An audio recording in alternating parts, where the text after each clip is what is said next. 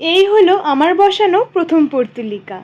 আর জানো, আজকে কলেজ থেকে ফেরার সময় আমার এক বন্ধু এই একটা ব্যাগ ভর্তি করে আমার জন্য গিফট পাঠিয়েছে। আসলে এই ব্যাগের মধ্যে ছিল বিভিন্ন রঙের পর্তুলিকা।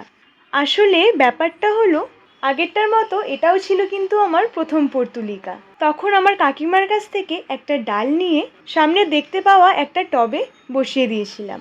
আর সেই টবে ছিল পুরোটাই মাটি। আর এই বর্ষাকালে প্রচণ্ড বৃষ্টিতে টবে জল জমে যায়, আর তার কারণে গাছগুলোর গোড়া পচে যায়।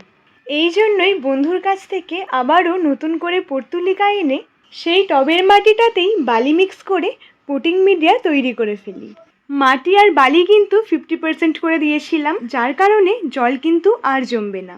তারপর পর্তুলিকাগুলো ব্যাগ থেকে বার করে কাটিং করে 3টে টবে লাগিয়ে দিলাম। আর হ্যাঁ, এগুলো কিন্তু টব না, সবকটাই দইয়ের ভাঁড়। আর দেখো, এই ভাঁড়গুলো কত সুন্দর কাজে লেগে গেল আমার।